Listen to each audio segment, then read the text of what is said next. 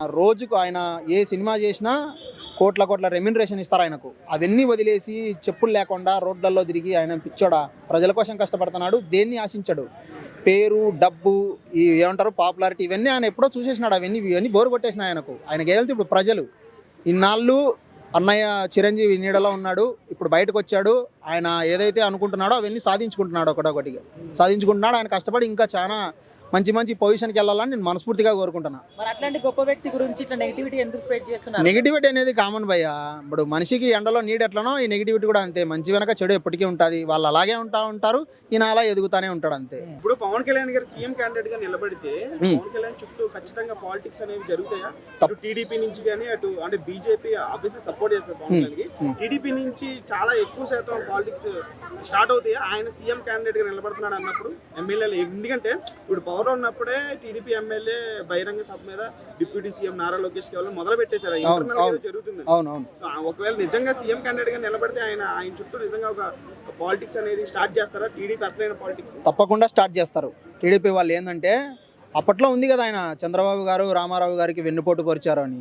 ఎంతమంది ఉన్నారో పార్టీలో వాళ్ళందరూ కలిసి మనోడికే మనవాడికే ఇవ్వాలి పవర్, బైక్ పక్కన వాడికి ఎందుకు ఇవ్వాలి పవర్ అని అనుకుంటారు కదా. ఆటోమేటిక్గా జరుగుతుంది. అది నెపోటిజం.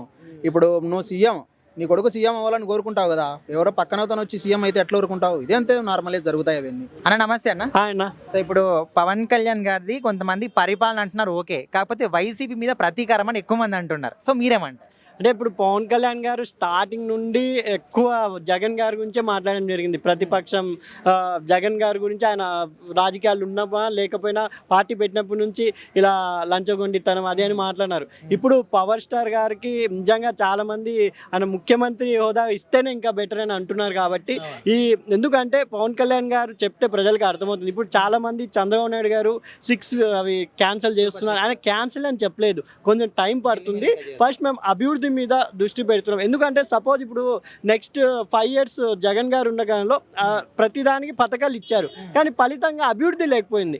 అభివృద్ధి ఇస్తే ఒక 20 years మన ఇప్పుడు ఉన్న యూత్కి ఇప్పుడు మనకు కూడా జాబ్స్ వస్తాయి. హైదరాబాద్, బెంగళూరు వెళ్ళే వాళ్ళు కూడా వాళ్ళు వస్తే ఈ పథకాలు అవసరం, వాళ్ళు సంపాదించి పెడితేనే మీరు హ్యాపీగా తినొచ్చు. ఎవరైనా మనకు అభివృద్ధి గురించి ఆలోచిస్తేనే బెటర్ అని నాకు. ఇప్పుడు పథకాల వల్ల చాలామంది ఏంటంటే బద్ధకం అయిపోయారు. ఇప్పుడు పవన్ కళ్యాణ్ గారు లాంటి వాళ్ళు ప్రెస్ మీట్ పెట్టి చెప్పారంటే కొంతమందికైనా అర్థమవుతుంది నా అభిప్రాయం. ఎందుకంటే 6 visions కరెక్టే. చంద్రబాబు నాయుడు పూర్తిగా ఇవ్వరు అని చెప్పలేదు. చంద్రబాబు నాయుడు గారు ఏం చెప్పారు, సమయం పడుతుంది, కొంచెం బలంగా లేము, మేము కంపెనీస్ కూడా తెస్తున్నాం, వాటికి కంపెనీస్ వస్తే వాళ్ళు ఉండడానికి అవన్నీ చేస్తున్నాం. కాబట్టి ఎందుకంటే ఇప్పుడు గవర్నమెంట్కి ప్రజలు సహకరిస్తే నెక్స్ట్ మీకు 20 years 30 years బెంగళూరు, హైదరాబాద్, చెన్నై ఇలా వెళ్ళని ప్రదేశం అవసరం లేదు. ఆంధ్ర ప్రజలు చాలామంది పిల్లోళ్ళు చదువుకున్న వాళ్ళంతా హైదరాబాదు, బెంగళూరు పక్క ఊరిలో చేస్తున్నారు. ఇప్పుడు అమరావతి అనేది చంద్రబాబు నాయుడు ఆనాడు కూడా హైటెక్ సిటీ కట్టినప్పుడు అదే అన్నారు. ఇప్పుడు ప్రజలు అలవాటైపోయి పథకాలు ఇస్తేనే గెలుస్తాము అంటున్నారు. ఇప్పుడు కొంతమంది చదువుకున్న వాళ్ళు ఇదే మాట్లాడుతున్నారు. ఎందుకంటే పథకాలు ఎవరికి కావాలండి? 2 పథకాలు ఫ్రీ ఇవ్వండి, విద్యా, వైద్యం. ఈ 2 ఫ్రీ ఇస్తే విద్య ఇచ్చినా నువ్వు హ్యాపీగా చదువుకోగలుగుతావు, వైద్యం ఇచ్చినా ఇంకా అదే కదా కష్టాలు. కావాలంటే ఆయన పింఛన్ మటుకు 31st అది ఇచ్చేస్తున్నారు. మిగతా పథకాలు కొంచెం టైం పడుతుందని. ఇప్పుడు కొంతమంది ఇవ్వను అంటే ప్రభుత్వంలో లాస్ట్ ఇప్పుడు జగన్ గారు కూడా ఆయన దిగిపోతారనే టైంలో 1 year పీరియడ్లో కొన్ని పథకాలు ఇచ్చారు, రాత్రికి రాత్రే.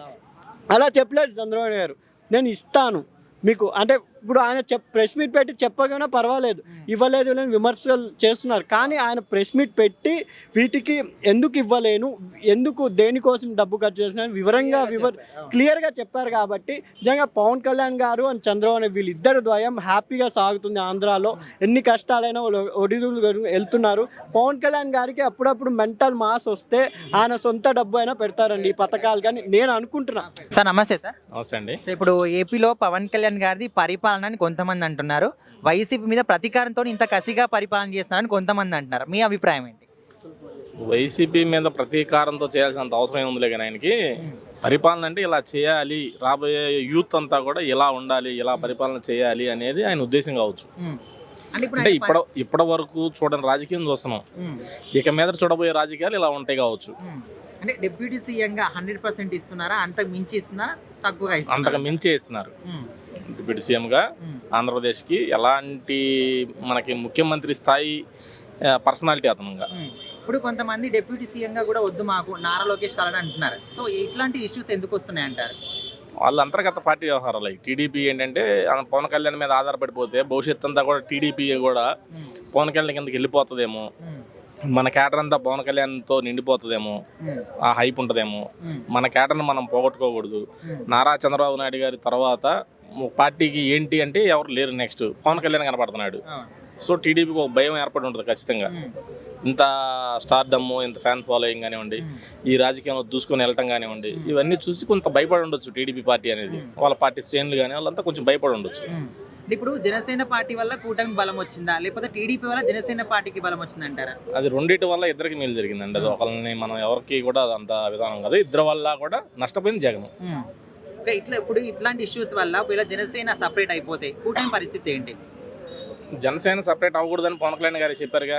15 సంవత్సరాలు కలిసి నడవబోతున్నామని ఆయనకే ఆయన హార్ట్ఫుల్గా చెప్పారు. దాన్ని మనం క్వశ్చన్ చేయలేము. కానీ టీడీపీ వాళ్ళు ఇలాగే పోతా ఉంటే నష్టపోయేది టీడీపీయే భవిష్యత్తులో. అన్న నమస్తే. అన్న నమస్తే. ఇప్పుడు ఏపీలో పవన్ కళ్యాణ్ గారిది పరిపాలన అని కొంతమంది అంటున్నారు, వైసీపీ మీద ప్రతీకారంతో ఈ పరిపాలన చేస్తారని కొంతమంది అంటున్నారు. మీ అభిప్రాయం ఏంటి? పగైతే లేదండి. ఉన్న మాట చెప్పాలంటే వాళ్ళు చేసిన పనులకి రెడ్ బుక్లో లోకేష్ రాసుకున్నాడు. రెడ్ బుక్ అంటే వాళ్ళందరూ పగ మీద రాసుకున్నారని అందరూ అనుకుంటున్నారు, కానీ కాదు. వాళ్ళు చేసిన పనులకి వాళ్ళ అధికార మతంతో రెచ్చిపోయి వాళ్ళు చేసిన పనులకి వీళ్ళు మనల్ని ఏం చేస్తారులే అనుకుని వాళ్ళు ఇష్టం వచ్చినట్టు మాటలు మాట్లాడి దుర్భాషలాడి దాడులు చేసి అందరినీ చాలామందిని ఇబ్బంది పెట్టారు. ఆ ఇబ్బంది పెట్టిన వాళ్ళని వీళ్ళకి అధికారం లేనందువల్ల ఏమీ చేయలేకపోయారు అప్పట్లో. ఇప్పుడు అధికారం ఉంది. అయితే ఒకటి, అధికారం ఉందని చేయడం కాదు, వాళ్ళు చేసిన తప్పులకి ఆధారాలన్నీ ఉన్నాయి కాబట్టి ఆ తప్పులు ఎలాగైతే శిక్షించాలో అదే రకంగా మన లోకేష్ శిక్షిస్తున్నాడు. ఇప్పుడు కొంతమంది డిప్యూటీ సీఎంగా కూడా పవన్ కళ్యాణ్ గారిని వద్దు అంటున్నారు కదా టీడీపీ వాళ్ళు. సో అట్లాంటి ఇష్యూస్ ఎందుకు వస్తున్నాయి అంటారు? అది ఏంటంటే ఇప్పుడు లోకేష్ అంటే కొంచెం చదువుకున్నవాడు, ఐటీ మినిస్టరు. లోకేష్ అంటే ప్రతి విషయాన్ని కూడా క్షుణ్ణంగా ఆలోచించి ఏదైనా కంపెనీ తేవాలన్నా ఏదైనా పని చేయాలన్నా ప్రతిదీ ఆలోచించి ముందుకెళ్తాడు. మన పవన్ కళ్యాణ్ ఏంటంటే కొంచెం అంటే కొంచెం దూకుడుగా మాట్లాడడం వల్ల ఆ మాట కొంచెం వెనక్కి తీసుకోలేకపోవడం వల్ల కొంచెం ఇలాగా ఈ స్పందన అయితే వస్తుంది. సో మరి డిప్యూటీ సీఎంగా పవన్ కళ్యాణ్ గారు 100% ఇస్తున్నారంటారా? 1 ఎక్స్ట్రా ఇస్తున్నారు. ఇంకా చాలా బాగా చేస్తున్నారు. కాబోయే సీఎం అని కూడా చాలా మంది అంటున్నారు. అనుకోవచ్చు.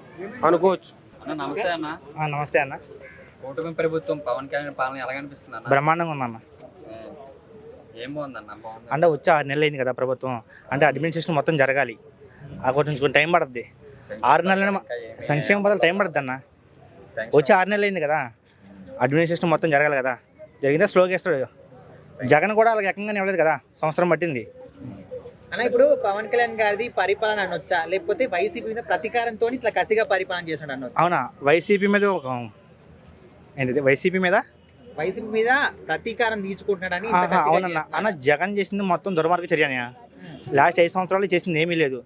ప్రజలు వ్యతిరేకంగా మాట్లాడితే ప్రజలు వాళ్ళ మీద వ్యతిరేకంగా మాట్లాడి కొలగొట్టేయడం, రోడ్లు కొట్టేయడం, ఇల్లు కొట్టేయడం చేశాడు.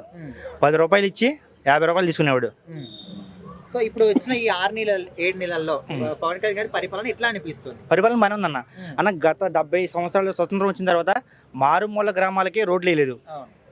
గత 70 సంవత్సరాల నుంచి కాంగ్రెస్ కానీ టీడీపీ కానీ అంతకుముందు టీడీపీ కానీ ప్రజెంట్ ఇప్పుడు కూటమి ప్రభుత్వం పవన్ కళ్యాణ్ గారు తీసుకున్న క్యాబినెట్లో ఆయన మారుమూల గ్రామానికి కూడా రోడ్లు వేశారన్న. అది చరిత్ర. అది అంత మంచి పనులు చేస్తున్నప్పటికీ ఇప్పుడు కొంతమంది ఎందుకు నెగిటివ్ గా చేస్తున్నారు? డిప్యూటీ సీఎం గానీ మాకు వద్దని అంటున్నారు. అన్న ఉంటదన్న, కూటమిలో ఉన్నప్పుడు ఎవరికే వాళ్ళ నాయకుని పోడుకుంటాడు. అంతకుముందు మేము కూడా డిప్యూటీ సీఎం అనుకుంటాం డైరెక్ట్ గా. అంటే ఆ ఛాన్స్ ఇంకా లేదు కదా మాకు. ప్రజెంట్ లోకేష్ కూడా ఇంకా ఛాన్స్ లేదు. త్వరలో ఆయన సీఎం అయ్యే ఛాన్స్ ఉంది. Bro hi bro. Hi bro. So ఇప్పుడు ఏపీలో పవన్ కళ్యాణ్ గారిది పరిపాలన అనుకోవచ్చా, లేకపోతే వైసీపీ మీద ప్రతీకారం అనుకోవచ్చా? పరిపాలనే బ్రో, పరిపాలన. ప్రతీకారం ఏం కాదు. మంచి వాళ్ళు ఎప్పుడైనా పరిపాలన చేయడానికే ముందుకు వస్తారు. అది అంటే అందరూ ఏమంటున్నారు, వైసీపీ మీద ప్రతీకారంతో ఇంకా కసితో చేస్తున్నారు. అంతే, కసితోనే వాళ్ళు చేయింది ఇతను చెయ్యాలని ఆ ప్రతీకారంతోనే దిగాడు. నెక్స్ట్ సీఎం అవుతాడు, ఇది మాత్రం పక్క. సో ప్రజెంట్ ఆయన్ని డిప్యూటీ సీఎం గానే వద్దంటున్నారు కదా, మరి దాని గురించి ఏం చెప్తారు? ఏదో కక్షతో చేస్తున్నారు కానీ అదేం లేదు. తను దిగాడు, మంచి పరిపాలన ఏదైనా ముందుండి అడిగేసాడు కాబట్టి ఏదైనా మంచి చేస్తాడని నేను అనుకుంటున్నా. నెక్స్ట్ సీఎం అయితే అంతకంటే ఇంకా గొప్ప విషయం ఏముంది చెప్పండి. నారా లోకేష్ కి ఎక్కువ సపోర్ట్ చేస్తామని చాలా మంది అంటున్నారు టీడీపీ వాళ్ళు. ఏదో కుట్ర జరుగుతుంది బ్రో మొత్తానికి. మొన్నటిదాకా పవన్ కళ్యాణ్ గెలిపించారు, ఇప్పుడు మళ్ళీ లోకేష్ మీద పడ్డారు. అవన్నీ కుట్ర. అంటే ఇప్పుడు టీడీపీ వల్ల పవన్ కళ్యాణ్ బలం వచ్చిందా, పవన్ కళ్యాణ్ వల్ల టీడీపీ బలం వచ్చింది అంటారా? పవన్ కళ్యాణ్ వల్ల చంద్రబాబు కలిసి వచ్చిందని చెప్పాలి. ఎందుకంటే పవన్ కళ్యాణ్ లేకపోతే చంద్రబాబు నాయుడు గెలిచేవాళ్ళు కాదు. నమస్తే అన్న. నమస్కారం. సో ఇప్పుడు పవన్ కళ్యాణ్ గురించి కొంతమంది ఏమంటున్నారంటే పరిపాలన కొంతమంది అంటున్నారు, వైసీపీ మీద ప్రతీకారంతో ఈ పరిపాలన చేస్తాడని కొంతమంది అంటారు. మీ అభిప్రాయం ఏంటి? వైసీపీ మీద ప్రతీకారం అట్లేం తనకి ఇచ్చిన రోల్ ఏదో ప్లే చేయటమే పవన్ కళ్యాణ్ ఉద్దేశం తప్పితే వైసీపీ మీద ప్రతీకారం తీర్చుకోవాలని ఆల్రెడీ తీర్చుకున్నాడు, అయిపోయింది. ఎక్కడ దొక్కాలో అక్కడ దొక్కేశాడు. ముందుగానే 1 year బ్యాకే చెప్పాడు నేను పాతాలను తొక్కుతానని, తొక్కేశాడు. ఇంకా వైసీపీ మీద చచ్చిన పాము మీద ఇంకా ఏంది దాన్ని మళ్ళీ చంపేది? కాబట్టి వైసీపీ మీద ప్రతీకారం తీర్చుకోవాల్సిన అవసరం ఇప్పుడైతే లేదు. అసలుకి మర్చిపోయాడు తన పరిపాలన. పవన్ కళ్యాణ్ ఉద్దేశం కూడా ఏంటంటే తను ఇప్పుడు పరిపాలన చేయాలి, ప్రజల్లోకి ఎక్కువ దూసుకెళ్ళాలి. చంద్రబాబు నాయుడు సపోర్ట్ కూడా లేకుండా మనమే సొంతంగా సీఎం అవ్వాలనే ఉద్దేశంతో, చంద్రబాబు నాయుడు ప్రమేయం కూడా లేకుండా మనం ప్రజల్లోకి వెళ్తే, ప్రజలు మంచిగా మనల్ని నమ్మితే, నెక్స్ట్ మనం సొంతంగా ఎవరు సపోర్ట్ లేకుండా మనం ఒక్కరు నిలబడ్డా కానీ మనం రేపు సీఎం అయ్యే అవకాశం ఉంది. ఎప్పుడైనా 10 years కావచ్చు, 15 years కావచ్చు, ఎప్పుడైనా కావచ్చు. ప్రజల్లోకి ఎంత త్వరగా వెళ్తే అంత మంచిదనే ఉద్దేశంతోనే పవన్ కళ్యాణ్ ప్రజలకు దగ్గర అయ్యే విధంగానే ఉన్నాడు. కొంతమంది వద్దు అంటున్నారు. సో అట్లాంటి వాళ్ళకి ఏం చెప్తారు? ఎందుకు అట్లాంటి వస్తున్నాయి అంటారు? డిప్యూటీ సీఎం వద్దు అనేది ఎవరు వద్దు అంటారు? కొంతమంది కీలక నేతలు అంటారు మాకు నారా లోకేష్ వాళ్ళు డిప్యూటీ సీఎం అంటున్నారు. ఎవరు అంటారు? అది కావాలని పుట్టించిన బీలకి తప్పితే నాయకులు కానీ ఎవరు. ఇప్పుడు చంద్రబాబు నాయుడు కోరుకుంటే ఒక డిప్యూటీ సీఎంగా లొకేషన్ చేయొచ్చు కదా. చంద్రబాబు నాయుడు ఉద్దేశం కూడా కొడుకుని డిప్యూటీ సీఎం గానో లేకపోతే హోమ్ మినిస్టర్ గానో చూడాలని కాదు, ఇదన్నీ కాదు. చంద్రబాబు నాయుడు ఉద్దేశం ఏంటంటే కొడుకుని సీఎంగా చేయాలని. అట్లా అని చెప్పి డైరెక్ట్ కాకుండా రేపు 2029లో నాకు తెలిసి సీఎం క్యాండిడేట్ లోకేషే అవుతాడు. ఒకవేళ కాదనుకున్నా నెక్స్ట్ అయినా సరే చంద్రబాబు నాయుడు తన కొడుకుని సీఎంఏ చేయాలనుకుంటాడు చెప్తే డిప్యూటీ సీఎం చేయాలనుకోడు. ఎందుకంటే ఈ రోజుల్లో డిప్యూటీ సీఎం అనేది పెద్ద వాల్యూ లేదు. సార్ నమస్తే. సార్ నమస్తే అండి. ఇప్పుడు పవన్ కళ్యాణ్ గారి ఏపీలో పరిపాలన అనుకోవచ్చా, వైసీపీ పార్టీ మీద ప్రతీకారం అనుకోవచ్చా? ఆయనకి ప్రతీకారంతో పని ఉందండి. పవన్ కళ్యాణ్తో ప్రతీకారం పెట్టుకునేటటువంటి వ్యక్తులు ఎవరూ లేరు. ఎందుకంటే ఆయన నిజాయితీకి నిలువెత్తి నిదర్శనం. వాడు నిజాయితీ, పవన్ కళ్యాణ్ నిజాయితీ ఢీ కొట్టేవాడు ఎవడు లేడు. అంత దొంగలే రాజకీయ నాయకులు. పవన్ కళ్యాణ్ అంటే నిజంగా రాజకీయ నాయకుడు కాదు, ఆయన ఒక యోగి వాస్తవంగా. ఏమండి ఆయన పరిపాలన ఎలా ఉండాలనుకుంటున్నాడంటే ఇప్పుడు జగన్ చేసిన విధ్వంసాన్ని పూర్తి చేసుకోవాలి, క్లియర్ చేసుకోవాలి. ఆ విధ్వంసాన్ని మొత్తంగా రికవరీ చేసుకోవాలి. అలాగే ఆంధ్రాలో అన్ని అవకాశాలు రావాలి అనే ఆలోచన తప్ప ఆయనకి పదవి ఎందుకు? పదవితో పని ఉంది. పవర్ స్టార్ కంటే పెద్ద పదవి ఉందా ఏంటి? కానీ కళ్యాణ్ గారు కొంతవరకు పబ్లిసిటీ కోసమే చేస్తున్నారు అంటున్నారు కదన్నా. మరి ఎవరు? కొంతమంది అంటున్నారు. ఎవడా రాస్కల్. నేనేమంటానంటే అతను సంపాదించినటువంటి దాంట్లో 80% ప్రజా అవసరాల కోసమే, పేద ప్రజల అభ్యున్నతి కోసమే ఖర్చు పెట్టాడు. అలాగే వాళ్ళ ఫ్యామిలీ కూడా అంతే. చిరంజీవి గారు ఏం చేశారండి? ఎంత హెల్ప్ చేశారు? ఇప్పుడు మా కరోనా టైంలో 30 కోట్లు ఖర్చు పెట్టి సిలిండర్స్ ఇచ్చి అన్ని హాస్పిటల్స్ సిలిండర్స్ పంపారా? వాళ్ళు ఎంతమందికి బ్లడ్ బ్యాంక్ పెట్టి ఎంతమందికి సహకారం చేస్తున్నారు? ఏం గుర్తించరు.